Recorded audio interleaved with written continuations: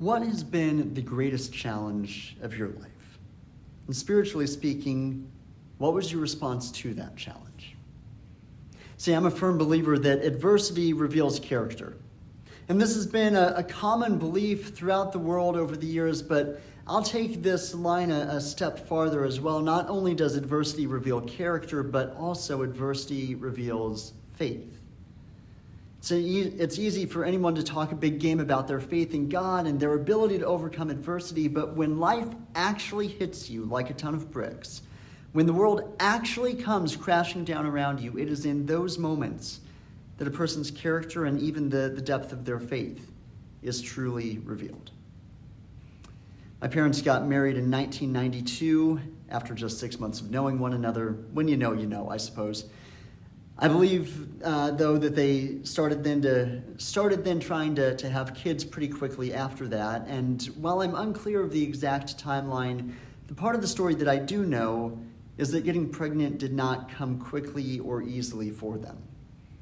After 3 years of trying, they pursued IVF as a last resort, and they wrote a letter to their friends and family asking for prayers for safety as they traveled regularly back and forth from their home in Muncie to their doctor in Indianapolis for treatments. Also for my mother as she underwent those treatments, and then finally, of course, for a child to be conceived in the process. After all of the treatments were said and done, my parents wrote the following letter to those same friends and family on March 22nd, 1995. It says this: "Dear friends, as many of you know by now, our in vitro process was unsuccessful, and we are not pregnant. We found out March 17th and started our grieving process for the lost dream of a child. Medically, we've tried everything we can. We went into this process agreeing to only try it once. Your prayers were answered. We had safe trips to Indy. Medication was tolerated relatively well. Procedures all went smoothly. And emotionally, even now, we still feel your love and prayers. We prayed for God's perfect will for our lives, and in that way, we received an answer too. We have the assurance that God is faithful, knows our future, and is in control of our lives and future. We praise him. We are thankful for your many prayers. Love, Brian and Bootsy." I only just came across this letter for the first time as I was going through my grandmother's things when she passed away a couple of years ago. And I read this letter for the first time and was not one bit surprised by it. I don't think there's anything that could more perfectly encapsulate who my parents are and their trust in God than this tiny little letter that they sent out 28 years ago. Were those words things that they necessarily felt in that moment? Probably not. But did they absolutely believe those words with everything that they had? I'm quite confident of that. Adversity reveals character and faith. After 3 years of unsuccessfully trying to get pregnant, their response was still a deep and abiding trust in God's work in their life. And I fully believe that if the end of their story would have been to not get pregnant, that as hard as that would have been for them, they still would have remained faithful to God. They still would have served him just as well as they did in reality. Because the reality of their story is that it was when they gave up all hope that then in the summer of 1995, they finally got pregnant. Their infertility story had a happy ending. But I don't believe that God answered their prayer just because they responded well in the face of hardship. There are countless good and faithful, God-fearing men and women who struggle with infertility, who are never able to conceive. There are secular non-Christians who have no struggles with infertility at all. And the struggle goes well beyond just the issue of having children. There are families with a deep and abiding trust in God who suffer immense tragedies and loss through the course of their life. And there are people who, to put it mildly, are deeply unethical, who seem to skate through life without any significant issues. As we talked about last week in the book of Ecclesiastes, sometimes the righteous get what the wicked deserve, and the wicked get what the righteous deserve. And this is exactly the dilemma that we come up against and wrestle with today in the book of Job.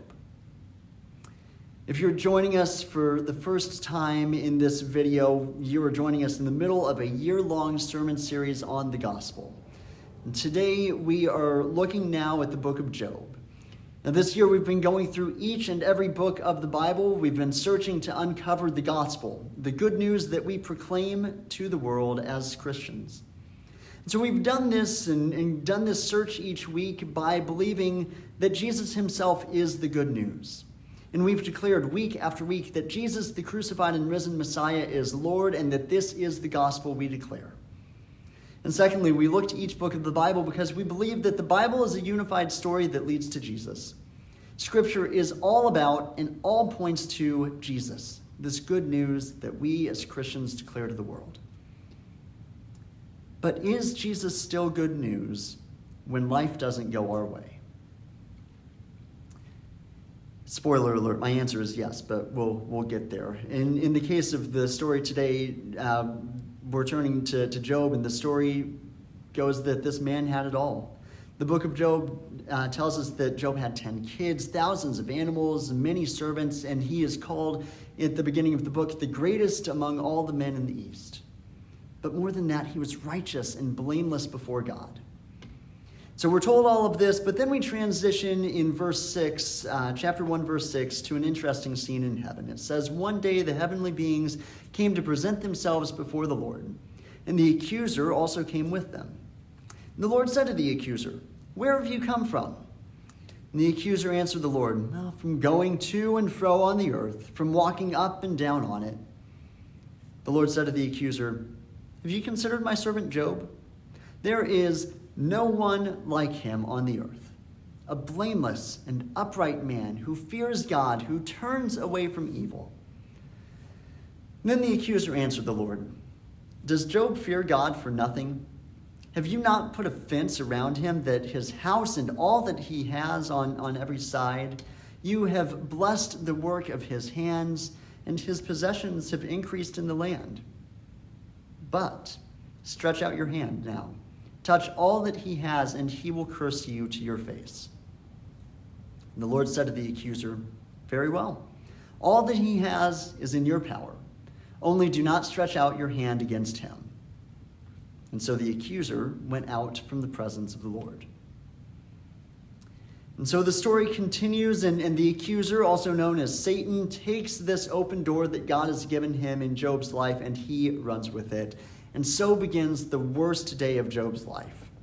First, a servant comes running, telling Job that the Sabaeans have attacked and have made off with all of his oxen and donkeys, have killed all of the servants that were there, and he is the only one that survived to tell Job.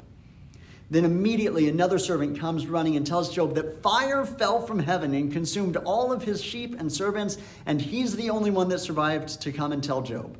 And then another servant comes and tells Job that the Chaldeans have come. They've made off with all of his camels, have killed all of the servants that were there, and he's the only one that survived to tell Job. And then another servant comes and tells Job that his children were having a party at his son's house, and the house collapsed and killed everyone inside. And he's the only one who survived to tell Job. And so how then does Job respond to the loss of practically everything that he had? Verse 20 and following tells us this. "Then Job arose, tore his robe, shaved his head, fell on the ground, and worshipped. He said, 'Naked I came from my mother's womb, and naked I shall return there. The Lord gave, and the Lord has taken away. Blessed be the name of the Lord.' In all this, Job did not sin or charge God with wrongdoing." What an incredible response from Job. If I lost that much in so short a time, my response would not be, "Blessed be the name of the Lord." My heart just kind of breaks for Job, just reading his story and considering the suffering and turmoil he was experiencing. But Job's response is not anger and resentment toward God, but instead is remembering and worshiping the one from whom everything comes in the first place. Unfortunately, that is not the end of Job's suffering. His story continues in Job 2, and it begins in a way that sounds very familiar. One day the heavenly beings came to present themselves before the Lord, and the accuser also came among them to present himself before the Lord. And the Lord said to the accuser, "Where have you come from?" And the accuser answered the Lord, "From going to and fro on the earth, from walking up and down on it." And the Lord said to the accuser, "Have you considered my servant Job? There is no one like him on the earth, a blameless and upright man who fears God and turns away from evil.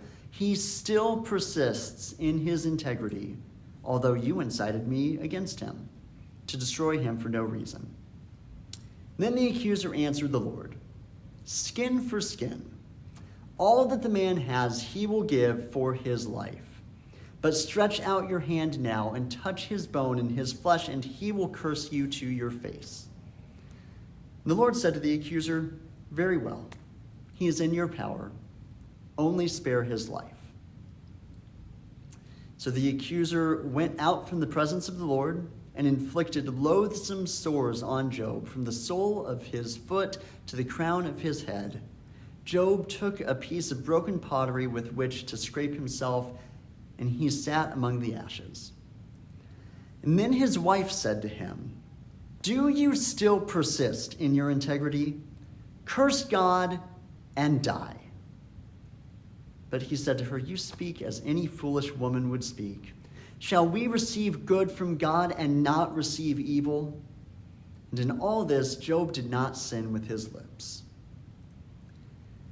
So to recap here, Job lost all of his livestock, most of his servants, all of his children, and has now been inflicted with painful sores. And if all of that was not bad enough, his wife is now calling on him to just give up on God and be done with it. But once again, Job responds in a profound way, telling his wife, "Shall we receive good from God and not receive evil?" Pointing his wife back to the one who is in control of and gives us all things in the first place. And so this is the part of the story that we typically talk about. Job loses everything. He responds well. And then at the end of the story, he gets it all back. But there are 40 chapters in between, which for all intents and purposes, we just never talk about. And yet this is where the core of the wisdom of this book is provided for us. You see, Job's friends hear about Job's misfortune, and they come and gather around him, intending to comfort and sympathize with him.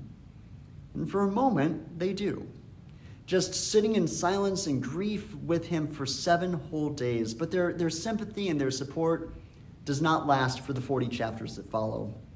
In the chapters that follow, both Job and his friends wrestle with what it means to suffer in this world and why God might allow it. The problem is, Job and his friends have very different ideas about suffering, specifically as it relates to Job in that moment, but also as it relates to humanity overall. See, both Job and his friends begin with the assumption that we learned in the book of Proverbs, that God is just. And so the wise and good people will receive rewards and prosperity, and the foolish and evil people will be punished. But these two groups draw very different conclusions from this belief. You see, Job knows that he's innocent of wrongdoing.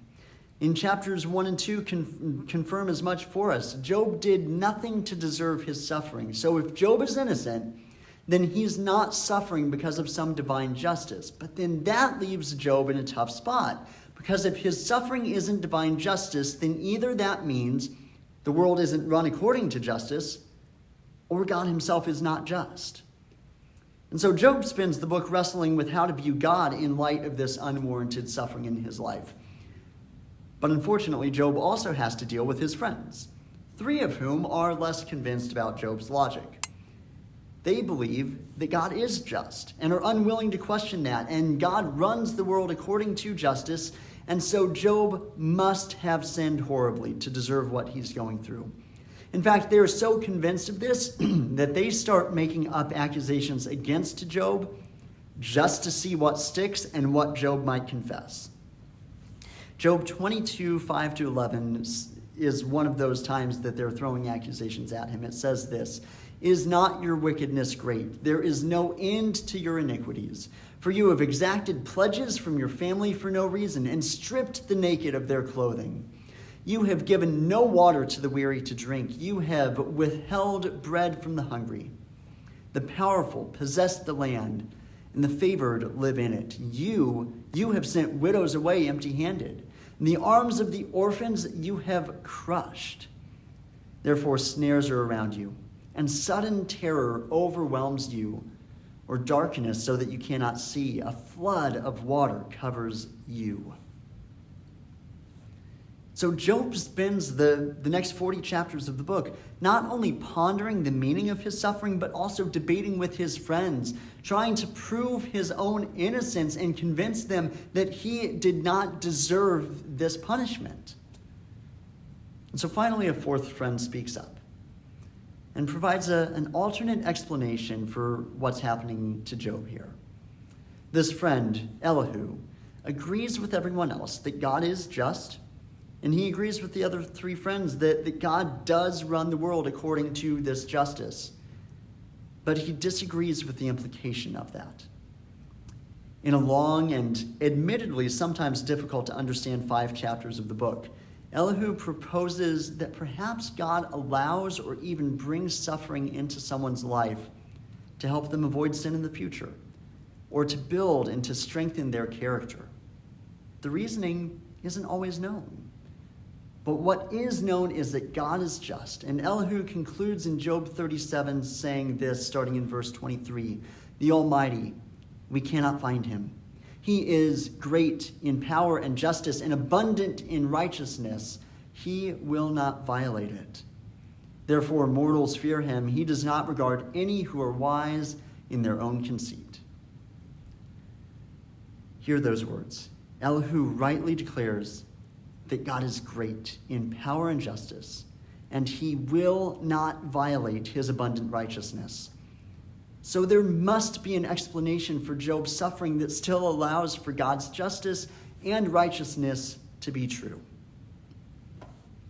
Then, finally, after 35 chapters of Job and his friends wondering about what's going on, after 35 chapters of absolute silence from God, a storm gathers and God speaks to Job out of the storm. Now, I'm going to be honest, I think these are some of my favorite lines from God in all of Scripture contained here in these couple chapters, because God just lets Job have it in a way that would absolutely terrify me if it were directed at me, but I think is absolutely beautiful when I just see God's own description of his power and might and his character, who he is.